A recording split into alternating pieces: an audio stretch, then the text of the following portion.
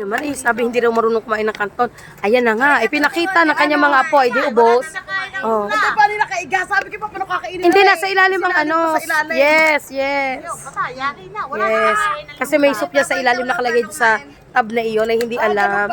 Oh, nga, inay, nga. Oh, nga, subo. Yan, nalaglag pa nga termi naman. Kita nyo, kalalaki na ng aking mga anak. Inang, alam nyo, ganong kalilitan ng mga yan. Ako yung nagtitinda sa lumang palengke. Na doon ng mga sa stroller, doon ko naliliguan. Kabulang kami, totoo yan. May dala na akong damit, sabon, diaper, and so everything. Oh. Maliit pa kayo nun, anak.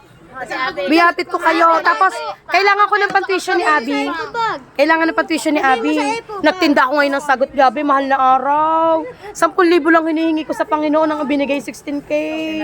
Imagine that. Hoy, ang awa pa yung doon. Oo, dito. Nung kalilipat lang. Oh, dyan. Bit-bit ko ang kamote, gabi, ube. Oh. Ay, napakwento na eh. Totoo yun. Nakakatuwa naman. Dala na nila sa akin. Dala ko lang.